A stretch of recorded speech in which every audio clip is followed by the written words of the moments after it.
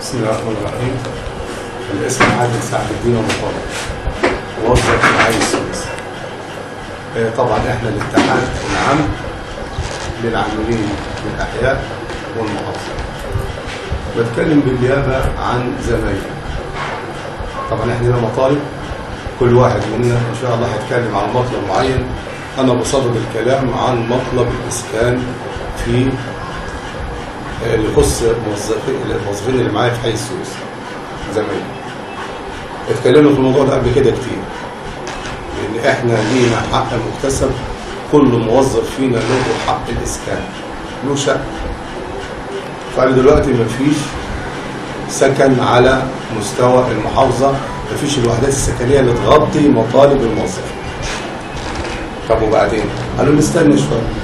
طيب يا جماعه، في مقابل ذلك ممكن لو مفيش اسكان او مفيش شقق، ممكن تدوا لكل موظف قطعه ارض مقابل ان هو هياخد شقه، ياخد قطعه ارض، يكون قطعه ارض كبيره تكفي الناس دي كلها، متوفر فيها الخدمات بتاعتها.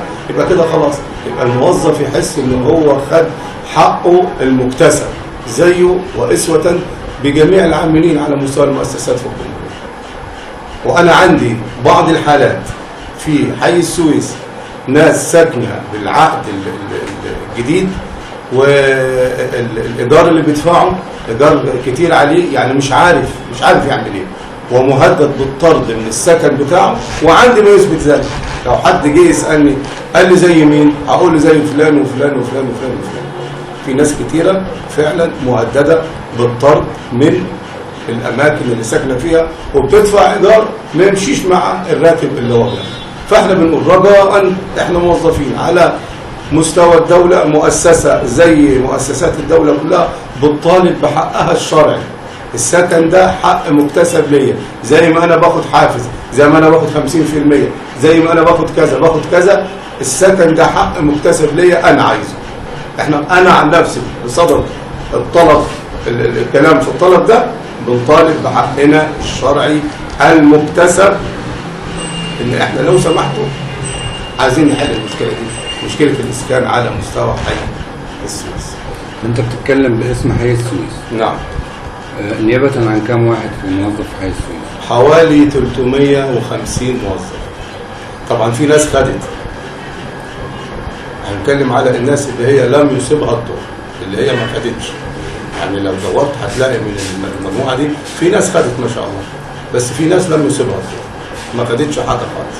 فاحنا بصدد الكلام عن بقيه الموظفين اللي هم ما خدوش حقهم في الاسكان، بيطالبوا حقهم. الحمد لله والصلاه والسلام على رسول الله صلى الله عليه وسلم. انا كرم احمد عوض للعاملين لديوان حي الاسم. احنا طبعا زي ما سمعنا اخونا الحاج سعد يعني وضح الامر الموضوع عن مشكله الاسكان، وان شاء الله احنا في الاتحاد برضو يعني بنعرض المشكله الثانيه واللي هي المعاشات، او بمعنى يعني اوضح صندوق نهايه الخدمه. تفضل مشكورا سياده المحافظ ان هو عمل لنا يعني خدمه، ان هو حط لنا في صندوق نهايه الخدمه 1% من المشروعات. سنه 2011 كان 1% 750,000 جنيه. سنة 2012 كان 1% 550,000 جنيه، ولكن اللي اتحط في الصندوق 150,000 جنيه بس، أو 170,000 جنيه. مع الاشتراكات وصل الصندوق دلوقتي 950,000 جنيه. لكن أنا هنوه عنه إن لحد دلوقتي الصندوق بقاله 3 سنين. 3 سنين مفيش موظف طلع على المعاش استفاد منه. طلع حوالي 200 موظف او 300 موظف على المعاش لحد دلوقتي من 2011 لحد احنا في 2013. مفيش موظف اخد جنيه منه، وكلهم لهم حقوق في الصندوق دوت. سياده المحافظ مشكورا يعني شكل لجنه، وبعد كده وقف اللجنه، وبعدين قال يشكلوا لجان تاني، جزاه الله خير. لكن احنا دلوقتي بنقول ان دي مشكله كبيره جدا. احنا كموظفين اخواننا اللي كبار في السن اللي هم عندهم 60 سنه وطلعوا على المعاش، اللي فاضل له شهر فاضل له شهرين، بيطلع على المعاش بياخد نسبه بسيطه جدا. اللي بياخد على كل سنه شهر. على كل سنة شهر، يعني كل واحد بيحصل 15,000 19,000. انت لو جبت النسبة دي بالنسبة لمؤسسات تانية، شركة البترول او الهيئة، هتلاقي موظف الحكومة بياخد 15,000 جنيه، موظف الشركة بياخد نص مليون جنيه، مليون جنيه، وطبعا احنا عارفين الارقام كلها. فالمشكلة كلها ان الموظف عاش فقير وطلع مع المعاش فقير، عاش عيشته كلها فقر في فقر، وبعد ما طلع على المعاش طلع فقير. احنا خاطبنا رئيس الوزراء وخاطبنا وزير التنمية احمد زكي عابدين قبل دون، ولسه بنخاطب وزير التنمية الجديد الدكتور محمد علي بشر، وخاطبنا جميع الوزارات ان هم يحاولوا يحسنوا لنا الموضوع ده. قالوا لنا ان هي محتاج تشريع. طيب الموضوع اللي احنا عندنا في المحافظة الصندوق دلوقتي فيه مليون إلا 500,000 جنيه، مليون إلا 500,000 جنيه، وواقفين بقالهم 3 سنين. أنا عايز أعرف لصالح مين واقفين؟ لصالح مين؟ وسيادة المحافظ ساكت ليه لحد دلوقتي؟ إحنا قالوا لنا الموضوع ده مع اللجنة النقابية، إحنا كعاملين الديوان العام والأحياء رافضين اللجنة النقابية دي نهائيا، مش عايزينها، مش عايزينها. لكن أنا بوضح حاجة مهمة جدا، إن إحنا الموضوع دون لازم يشوف لنا حل فيه، لان طبعا الموظفين طالعه معاش. انا فاضل لي 20 سنه، اخويا فاضل له 5 سنين، ده فاضل له 3 سنين.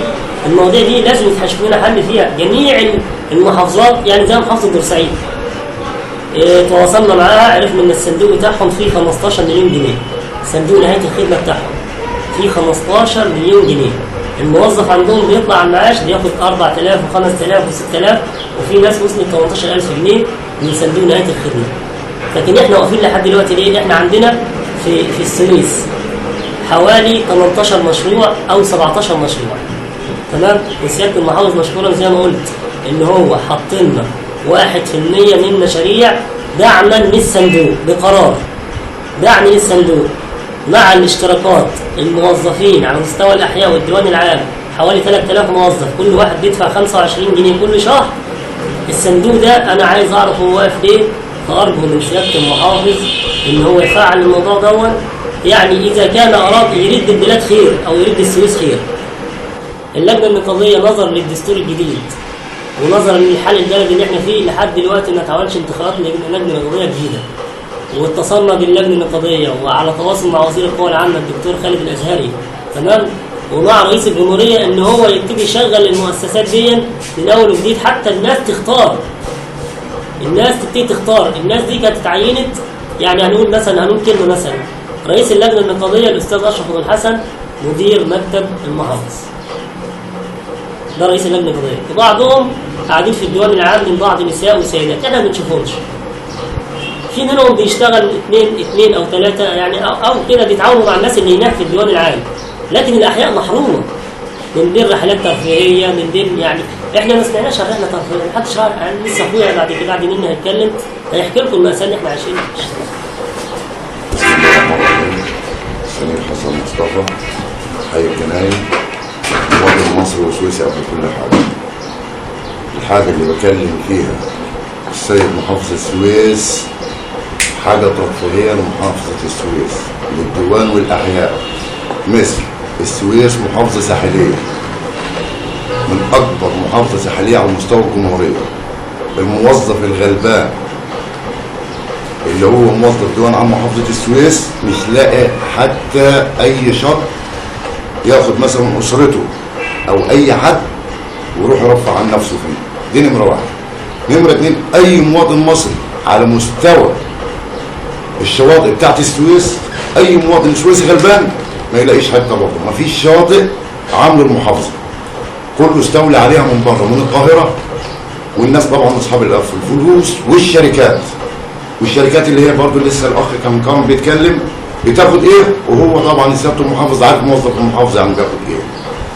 ماليش دعوه بقى، انا راجل موظف ربنا يعلم بقى، ما يقوليش موظف انا نرجع للعهد القديم اللي هو موظف احنا عارفين بيجيبوا فلوسه منين. لا، في ناس محترمه جدا في الموظفين، فلازم يلاقي اي حاجه.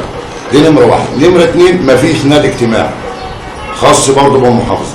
جميع الشركات اللي جايه من بره، جميع رجال الاعمال مخصصين علاج، نوادي اجتماعيه، شواطئ ترفيهيه، الا الموظف الغلبان واللي هو العامل الاجري الغلبان برضه بتاع السويس، ابن السويس الارزاقي اللي هو برضه ايه، يبقى حطينا الارزاقي والموظف الغلبان في سنه واحده وهم اللي متداسين في الثوره. انت بتتكلم يابا عن حي الجناين بناء على حي الجناين والمواطن الغلبان في السويس. طيب بالنسبه لحي الجناين في 280 موظف. انا بتكلم على حال الارزاقي قبل ما يكون حال الجناين. انا قبل حاجه انا ابن السويس وموظف غلبان وبرضه ارزاقي، لان الوظيفه لا تعتبر وظيفه اصلا، والسيد المحافظ عارف الكلام ده. في كذا نقطه كده تهم جميع العاملين، مش تهم حي ال40 بس، تهم جميع العاملين. هي كلمه المساواه اللي احنا سمعناها كتير قوي، سمعناها كلام بس مش شفناهاش فعل. سمعناها كلام من كل الطبقات ومن كل الناس اللي موجوده، بس ما شفناش فعل على ارض الواقع. على سبيل المثال انا تقدمت بمذكره اثناء وجود اللواء محمد عبد المنعم هاشم محافظ السويس السابق، اللي هو قبل السبت اللواء سمير عجلان، بمذكره، واتكلمت في الاذاعه معاه كذا مره لحد ما وصلنا على موضوع المزاد وتمت الموافقه عليه، والمذكره مكتوب عليها اسمي وموجوده في الحسابات في المحافظه. السيد المحافظ مشكورا كاتب اول حاجه تعديل اللائحه، نمره 2 المساواه بين الديوان العام والاحياء. حضرتك دلوقتي انا اللي موجود دلوقتي ان اللائحه ما تعدلتش لحد دلوقتي، بدليل ان جميع الموظفين الغلابه اللي هم قاعدين على المكاتب من 8 ل 2 وشايفين شغلهم بيفرح بال100 جنيه وال150 جنيه اللي بتجيلهم المزاد. وهناك فئه اخرى من علية القوم بياخدوا 5000 و6000 وارقام من كل مزاد. يعني انت تاخد 5000 جنيه عشان انت فلان الفلاني، والموظف ياخد له 150 جنيه، واخيرا بيحاربوه على انهم يشيلوها منه. يقول لك الجهاز المركزي المحاسبات قال مش عارف ايه، الجهاز المركزي المحاسبات هيشيل من الموظف الغلبان ال100 جنيه وانت تاخد ال 5000 وال 7000 وال 10000 ايا كان اسمك ايا كان موقعك. هل ده المساواه اللي احنا بنطالب بيها بين الناس؟ اذا كان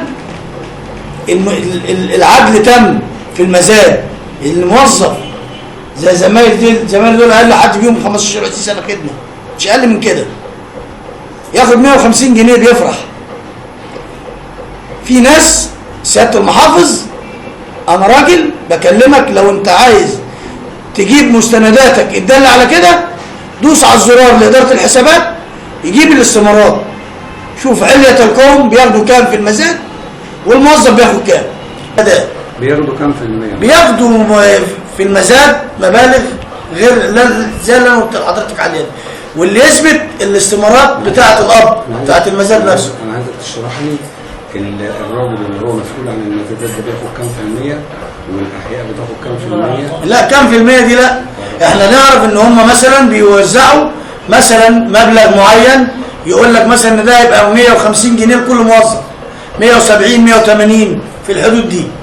طيب الموظف خد 170 و180، ابص لا حضرتك ناس تانية قيادات بتاخد ارقام مهوله.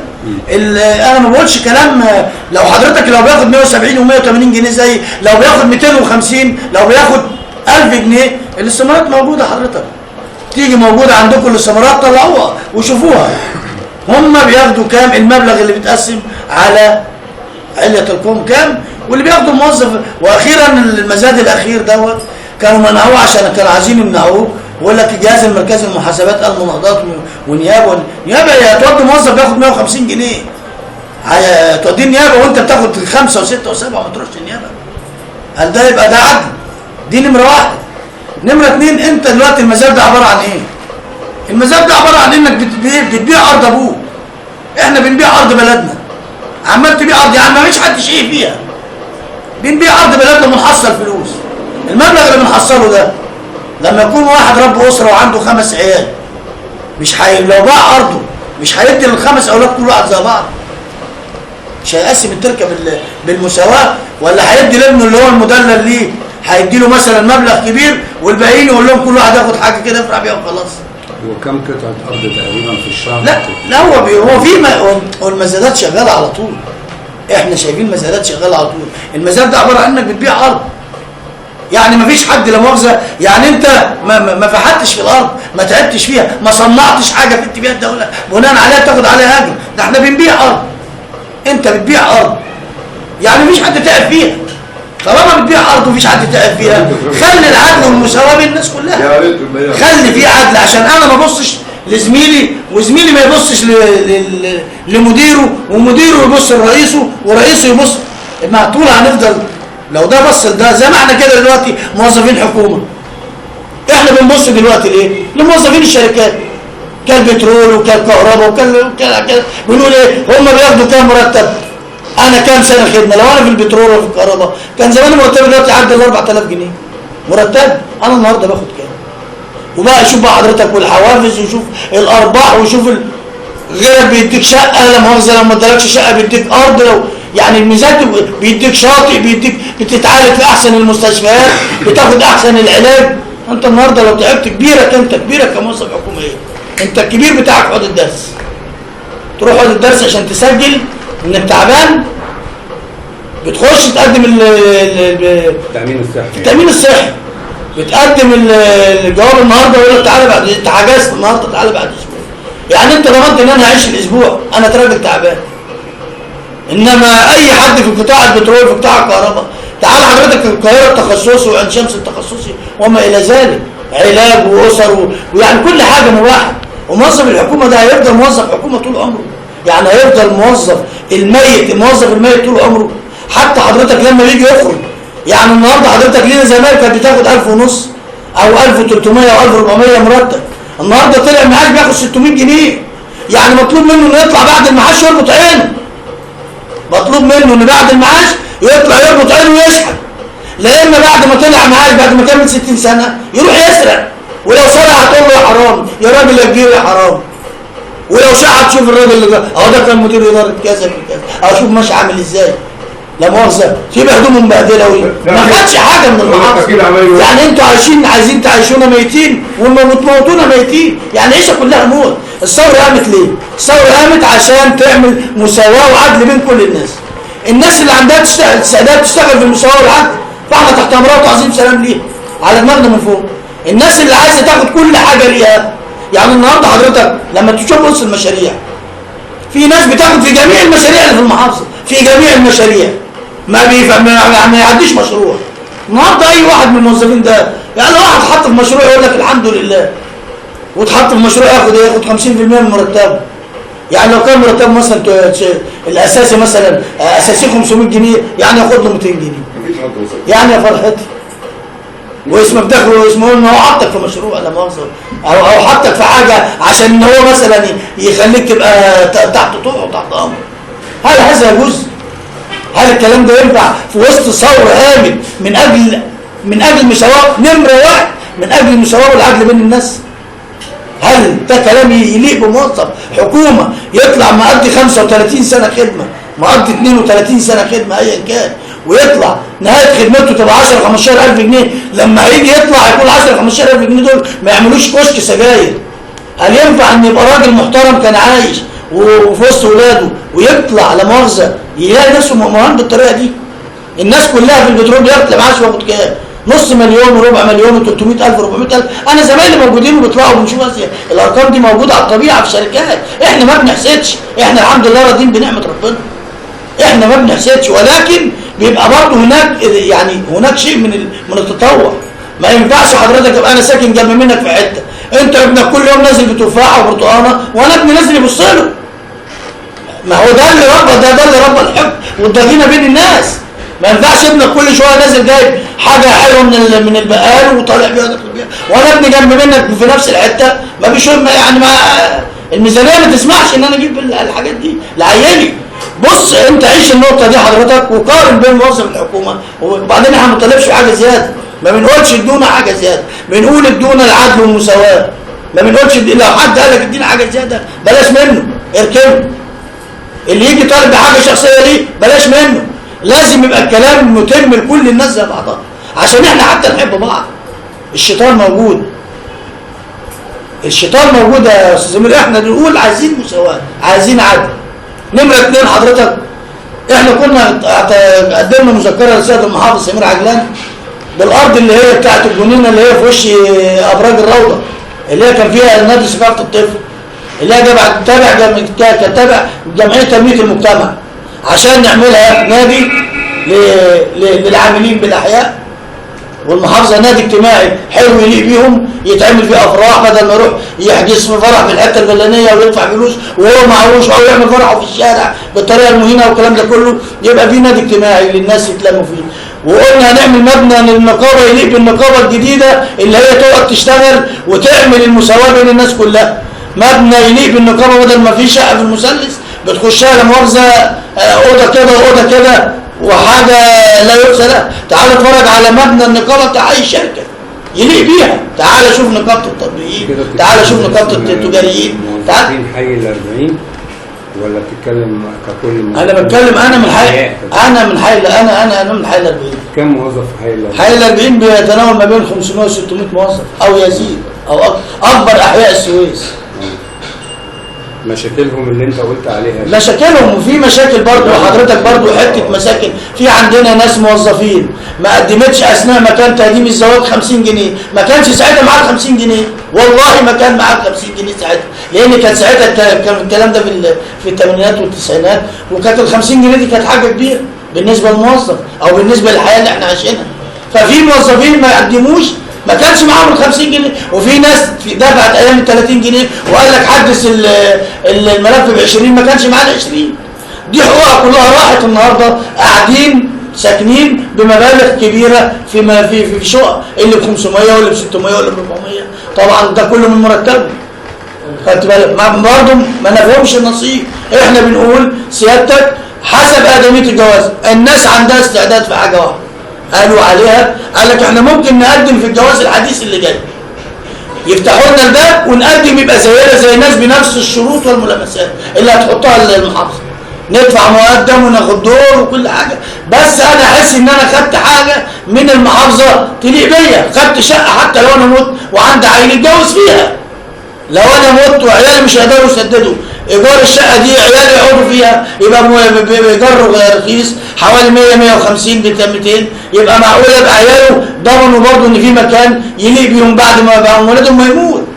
لكن بعد ما يموت، ما انت حضرتك عارف بعد ما يموت اللي هياخدوا معاش، المعاش ده يعمل ايه؟ المعاش ده يدفع لهم الايجار الشقه اللي هم قاعدين فيها. طب وهياكلوا ويشربوا منين؟ هياكلوا ويشربوا منين؟ الارض بقول لحضرتك اللي هي كانت قدام ابراج الروضه، سمعت ان السيد المحافظ خد جزء منها يديه لجهاز التجميل والنظافه. ما ينفعش جهاز التجميل والنظافه ياخد مكان في وسط المساكن، في هناك مساكن شل القديمه. ما ينفعش هتجيب جهاز فيه عمال يقعدوا يتكلموا كلام مش عارف ايه ويزعقوا انت عارف بقى زي ما احنا قاعدين كده في واخدين مقرات جوه داخليه وبيحصل ملايح مدعوبات.